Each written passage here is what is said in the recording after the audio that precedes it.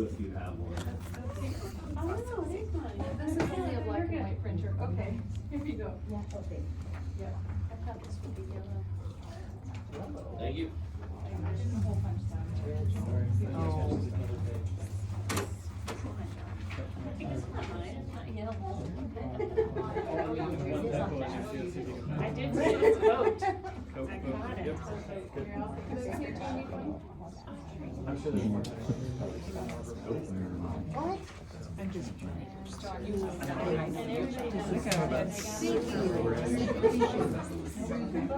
Keep it here. Showing us all. Look at me.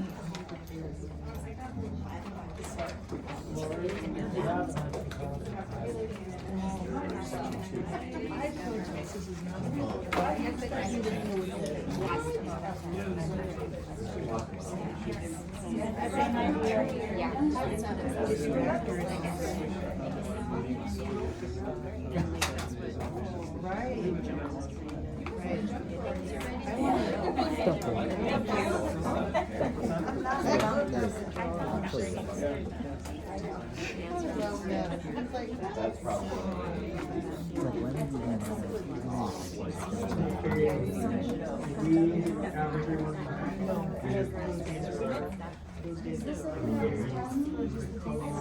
Into this recess. Asking another question.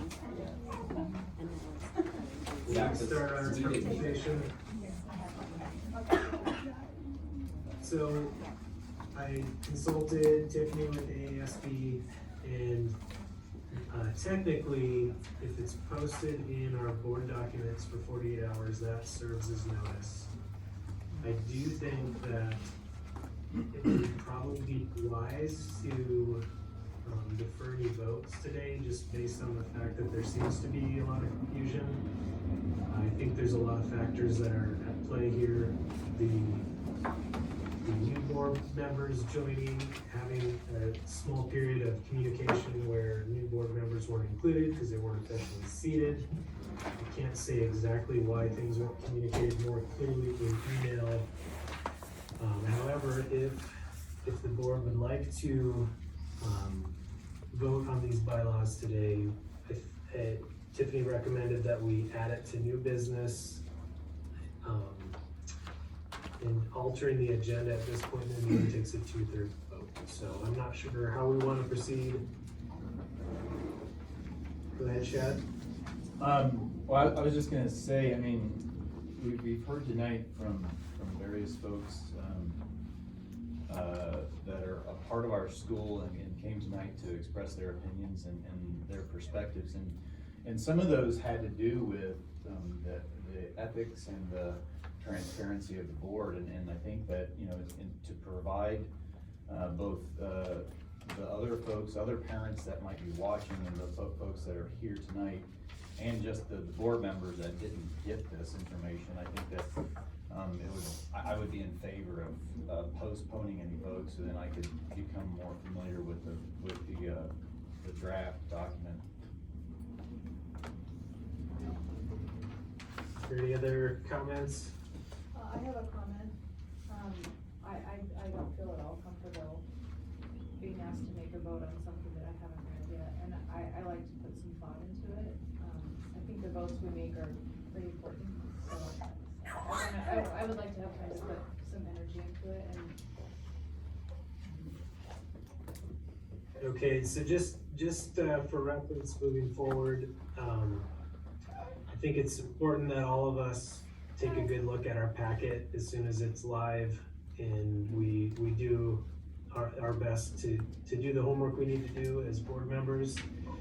This comment is not intended to call anyone out, but these bylaw changes have been on the agenda for like 6 months now, and it's gotta be disappointing for the bylaw committee to see this possibly getting deferred to another meeting. And I just encourage all of us to take all the information that comes our way very seriously moving forward. Rebecca, you had your hand up? I think that somebody can call point of order on me, but it seems like we've had this issue before. Isn't there a way that, has some sort of a receipt confirmation once somebody opens that up? I mean, is that where we need to go? Don't wanna get off topic, but, I mean, cause, like, no, I don't wanna deal with this today. I didn't get it. I'm not saying anybody's doing that, but I mean, just to keep it all above board, can't we do like a receipt received or something? Don't they do that?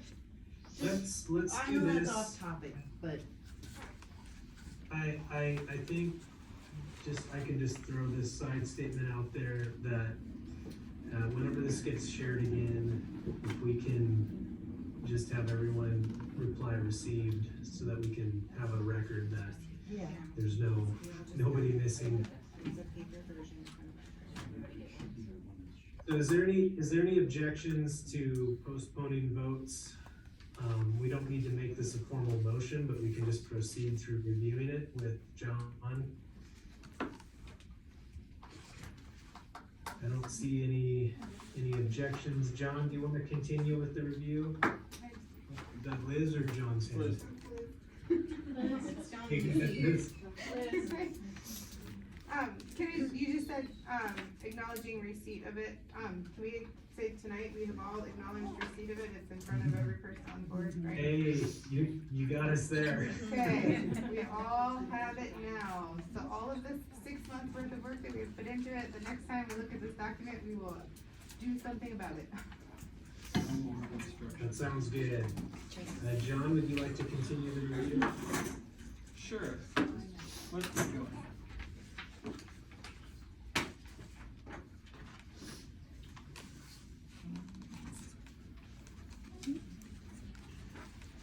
All right, your bylaw committee has met multiple times, at least 4 since I inherited this back in January or December.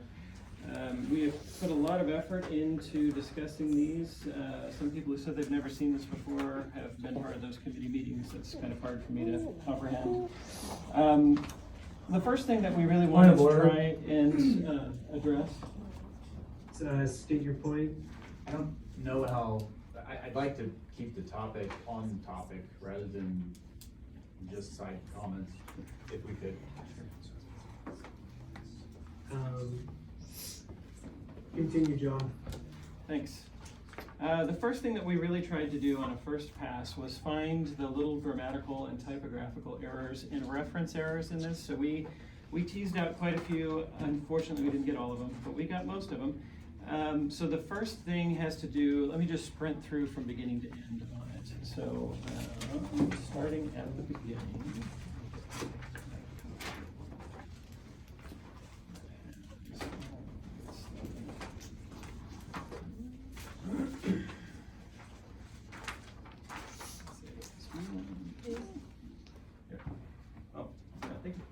All right, actually I have one of that, so. Okay, so in Article 2, Section 1.1, it was recommended by one of the committee members that we should spell out Alaska School Activities Association in its completion instead of ASAA, in case anyone doesn't know what it is. It's only referenced twice, so the second reference for that's Article 2, Section 1.7, again spelling out Alaska School Activities Association. Moving further back in the packet, Article 4, Section 8, there's a reference to the student seat, and we had a recommendation to change that to a singular. That way, if we have more student seats or less student seats, it just references student seat. What page is that on? Yeah. It's going to be different on page 10, I believe. Article 4, Section 8, sorry, page 11.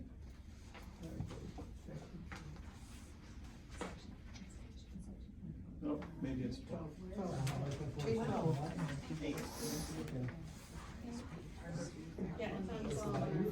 So that revision was a small revision which then got amended later on, so we'll see that as we go through this. For the next one, Article 5, Section 5. Page 13. Page 13, thank you. I love my committee, you guys are great.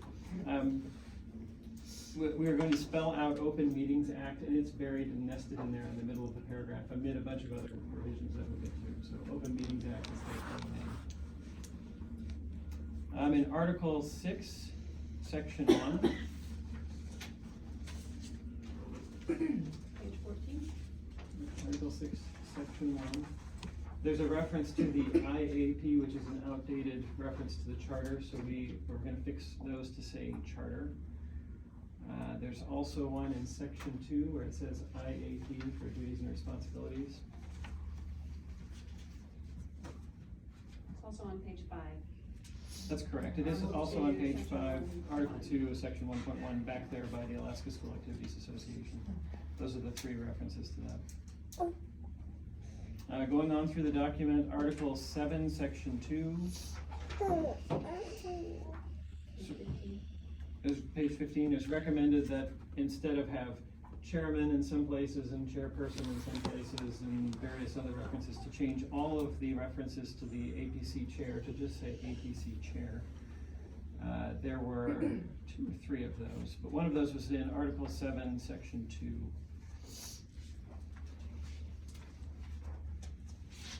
Now continuing on, Article 8, Section 2. It's down there right after the letters APC, kind of hard to see. For some reason, the letter A was left out and it said my instead of may, so it should say may. It's just a grammatical typographical error. And then 2 things that happened because of some of our revisions were format the numbering for vacancies to match the rest of the documents. That's Article 2, Section 5. So back up at the top to be early on.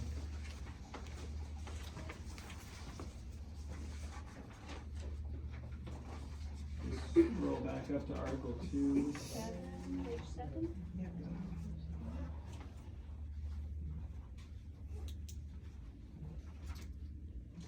Article 2, Section 5, where it talks about vacancies, to put the subcategories as 1 and 2 for the vacancies, just to be consistent with the rest of the document. And then Article 2, Section 7, there was a recommendation, this was not necessarily endorsed by the whole committee, but it was given to us to change language, Article 2, Section 7, to, instead of given, providing, just to make more sense. The way it read before was any APC member may resign at any time by given written notice to the APC. Maybe it's supposed to be giving, we're not sure. We figured providing would be, provide some clarity on the meeting. Okay. Next, and that's it for minor grammatical, typographical, and reference issues, all small things. Next, Can I interject real quick, Sean? Would you be able to document those somehow so we could do a simple kind of consent agenda approval? Where if everybody agrees that all of those changes that you're suggesting seem fine and we don't need to think about them anymore, maybe we could sort of check those off the list and it'll just be automatic at our next meeting. Is there any objection to the grammatical changes? I don't know if we can make bylaw changes without a 2/3 majority vote. So I think these have to go through a full proper vote. And I believe we can do multiple ones in a No, batch. this is still to do a vote, but we'll bulk approve them and we can just get some initial feedback here, knowing if we should take that approach. If that makes sense. Chair, James, Go ahead, Jake. I'm not adverse to that approach for these minor items. I hit a major roadblock when we changed the number of members on the second page. I'm wondering if the committee has a listing of its changes or minutes from the committee meeting All of that's in your packet. that I didn't get until Sunday. The packet, first time I saw the folder get uploaded was Friday. There's a timestamp for this on Sunday because I changed one error that I had that I hadn't fixed from the minutes. And I had to re-save the document and re-upload it to capture that because it's a PDF instead of a document that I can go and edit. So the list and the minutes from the committee are out there? Yep, they were out there at the same time. So then, The last two meetings anyway. sure. So then if we're gonna end up postponing this, why review them during our regular meeting? I guess is my question now. Cause not all of us have seen it or reviewed it. I suppose this could serve as review. Okay, I don't know if anybody else is wanting to, just move to voting on these at the next meeting. But, unless somebody makes a motion, we'll keep letting John run through these. Tyler? Go ahead, Shad. To your question, I think that, I mean, in my perspective, I think we certainly could batch them, so long as, I think that what could, hang us up is if, the batches for the grammatical and typographical contain other, or are in sections, other sections that were modified and have, that will be more of a discussion, I guess, and might need more discussion. That makes sense. That makes sense. So I guess back to what I interrupted John for initially. If nobody's opposed to the simple grammatical things being prepared for bulk approval at the next meeting, I would encourage John or the committee to try to pull it together that way, and we can continue the review. But if no one says anything, we'll assume that there's no objection.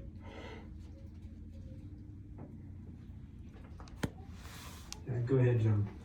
All right, it's already set up that way. If you look at the document, the small minor grammatical things are there. And the reason that some of those overlap with some of the edits that you find in there is because some of the things we need to fix regardless of what we decide on subsequent items that are much more discussion intensive and will require us to come to a consensus on. For example, the student seat, it needs to be fixed whether we change it or not. We need to fix it grammatically and make it okay. And then if we do change it, fine. If we don't, at least the grammar is fixed on it. So that's the thinking behind it. If you look in there for the recommendations made by your committee that we voted on, they are put in order, and I apologize, they do jump around a little bit, but that's because I tried to put them in order of simple, like little additions or little subtractions that we discussed, to very detailed, like changing composition of the board, which is not a light thing to talk about at all, so that comes later on. Moving on to the second kind of topic was agreement from your committee to recommend a signed code of ethics. This is something we have done in the past. We do have an old document for a code of ethics. We agreed that that probably needed some review, but it might be more important to just go back to signing it for now and then review that document as needed at a future date. That leads to 3 changes. That's Article 2, Section 2. Actually, it's 4 changes. 2 are related. Article 2, Section 2, and Article 5, Section 7. That's adding language to have a signed code of ethics.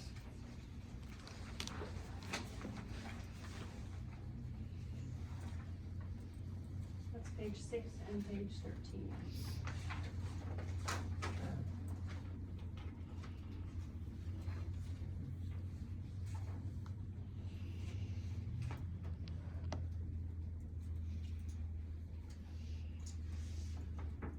We're going to come back to that one on page 9 in just a minute.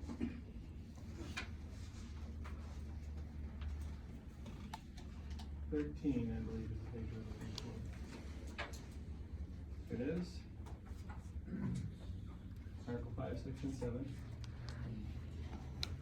Additionally, if we go back up to Article 2, Section 11.6.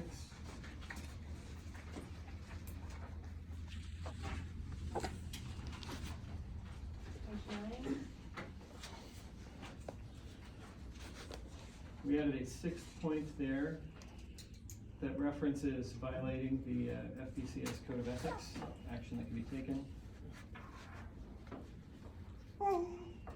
And then the final one is Article 2, Section 2, so go up a page or maybe two.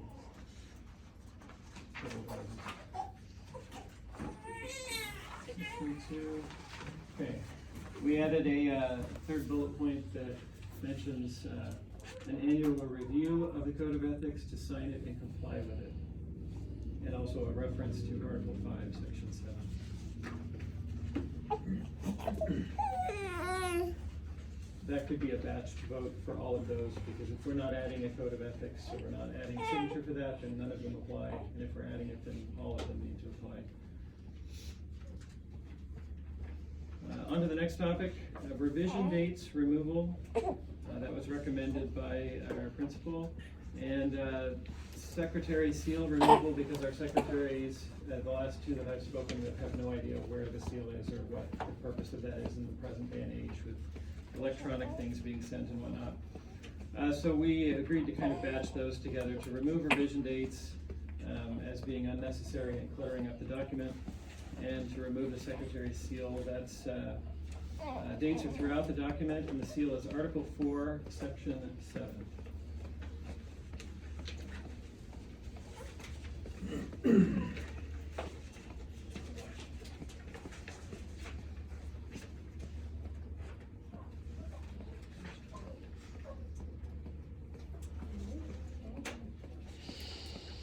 Simply removing the line, the secretary shall be custodian of the FBCS APC records and of the seal of the school, and see that the seal of the school is affixed to all documents which require seal.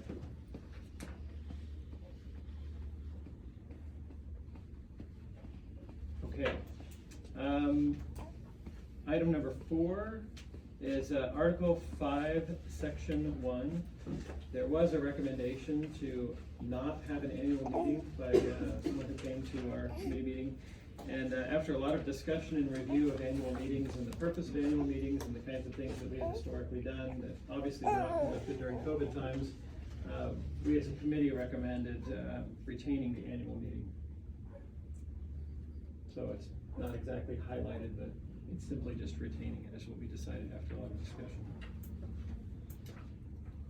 Item 5, vacancy voting. This is Article 2, Section 5.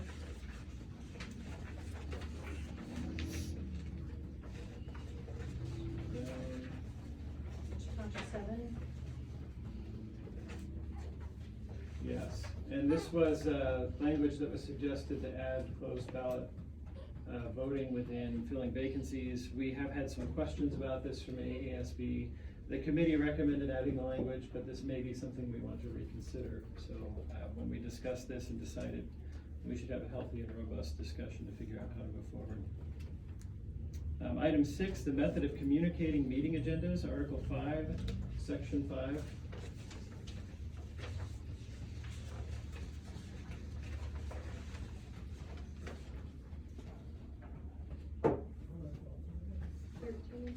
Article 5.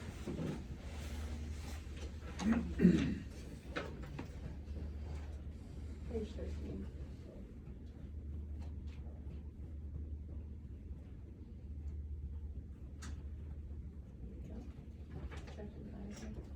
Okay, notice of meetings. We have a lot of language in there that we noticed was kind of extracurricular to OMA, possibly even in conflict with it. So we decided to reduce that and to go by OMA. We also had some additional language in there that had to do with how we do it, by mail or email or personally. And rather than all of that, we decided as a committee to recommend that we would notice our meetings per the Open Meetings Act, the Alaska Open Meetings Act specifically. Simplifying.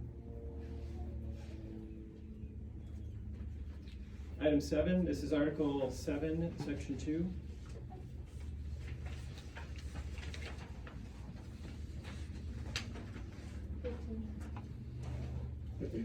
Here's another chair reference that's fixed there in the same spot. Previously, our bylaws are currently, they say that the chair shall be an ex officio member of all committees. And we had a request to make that may be an ex officio member of all such committees, to make sure that the chair reviews what happens in committees, but not necessarily requiring presence at the meeting, just for the sake of how many meetings we have and the time constraints with that. So that's a recommended change. The eighth change comes to indemnification language, and that is Article 9.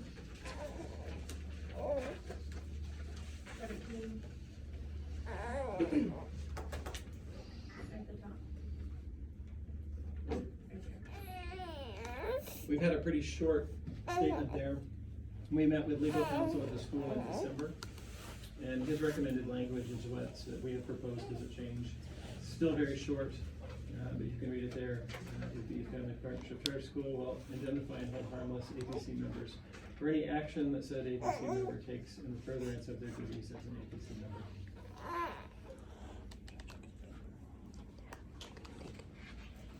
Item 9, executive session language, Article 5, Section 8.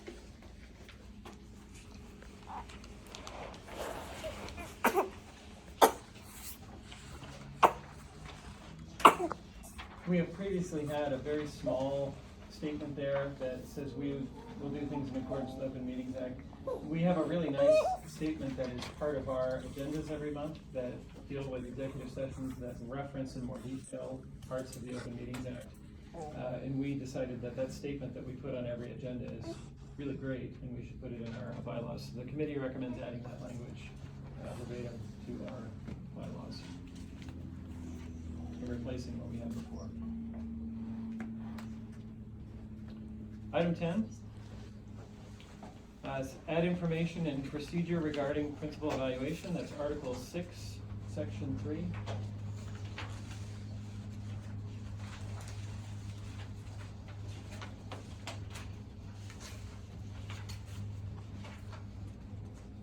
We had a number of things proposed here, a lot of discussion. This probably took several hours in a meeting that we had to try and make this to the best that we could make it, and it's a work in progress. I think it's better than what we had, which was nothing really, covering all of this, but it certainly has room for improvement. But that's Article 6, Section 3, and it has those 6 points there. Was there no old language for that section? May have been. Let me look at the old one and see. I have very little.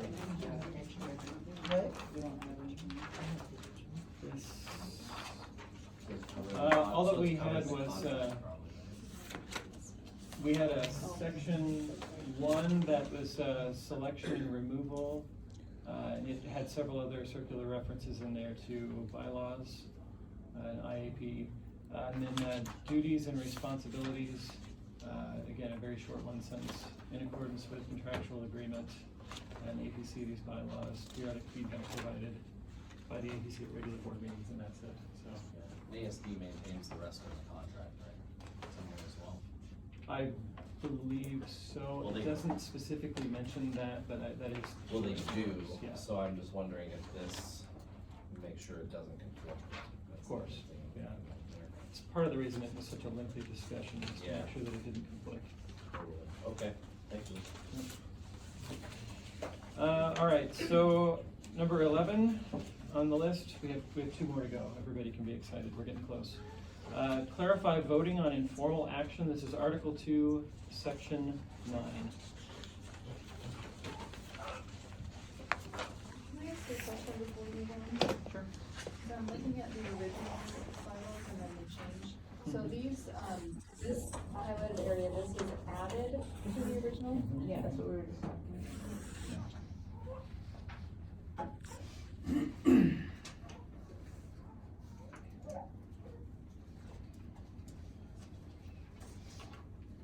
I have a question.